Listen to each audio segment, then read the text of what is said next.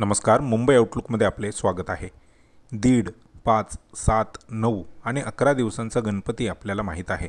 मात्र सावंतवाडी तालुक्यातील मळगाव येथील गोसावी घराण्यात चक्क 1.5 दिवस नागोबाचे विधिवत पूजन करून नागपंचमी साजरी करण्याची अनोखी परंपरा आजही सुरू आहे.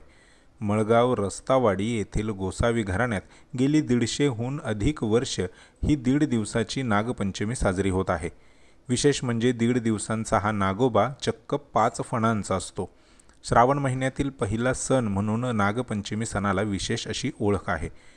पारंपरिक सण उत्सवातील धार्मिकता जोपासणारा व प्राणीमात्रांविषयी प्रेम भावना, निसर्ग संवर्धन आणि सामाजिक एकोपा निर्माण करणारा सण म्हणूनही नागपंचमी या सणाकडे पाहिले जाते. शेतकऱ्यांचा मित्र समजल्या जाणाऱ्या नागाची विधिवत पूजा करून नागपंचमी साजरी केली जाते. विशेषतः कोकणात नागपंचमी हा सण मोठ्या उत्साहात साजरा करण्यात येतो.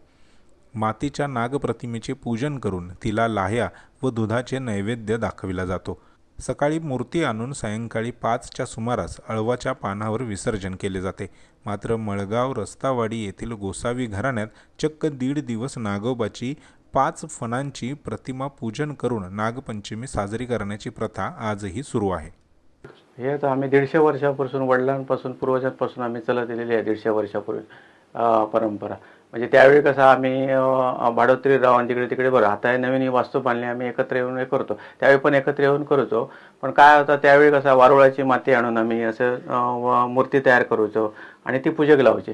जशी होत गेली सुधारणा होत गेली तशी तशी मग ती मूर्ती बनवणं आणणं कलर करून आणून पूजवणं तशी आम्ही पूजा करत दिलो. त्याप्रमाणे त्या कार्यक्रमाच्या अंतर्गत वौसव पुजवणं, फुगडी घालणं असे सगळे कुटुंबात एकत्र येऊन वौसव पुजवून फुगडी घालणं अशी परंपरा चालवतो. आणि आता काय करतो वारुळाची माती आणणं आणि करणं शक्य नसल्यामुळे त्याच्यामुळे आम्ही एका ठिकाणी तो दरवर्षीप्रमाणे पूजे बनवण्यासाठी देतो नागोबा.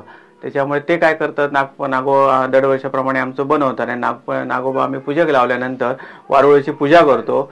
विधीप्रमाणे पहिल्या पूर्वजाप्रमाणे केल्याप्रमाणे विधी पूजा करून त्याची माती वगैरे आणून ते पेढीत ठेवतो. मग त्यामुळे त्या नागाकता माती त्या सत्व येईल त्याच्यामुळे अशी आम्ही परंपरा चालवतो. 5 फणांचा म्हणजे पूर्वीपासूनच ते 5 फणांचा कारण आमचा कुलदैवतच शेषनाग असल्यामुळे कसं 5 फणांची हे पुजवत गेलेली असं. आणि ह्या कसं सगळा शाकाहारी आमचा असं आणि ह्या पुरुषानेच करतो. एका त्याच्यात हात लावून सगळा सोहळा ओला करून हे आम्ही प्रथा जतन करत दिलो. पहिल्या दिवशी आमची पूजा होता. पातोळे वगैरे दाखवून डेकोरेशन केलेलं असतं आणि पातोळे दाखवून असे डेकोरेशन सगळं करून कार्यक्रम वगैरे व्यवस्थित पार करून संध्याकाळच्या फुगड्या असतात.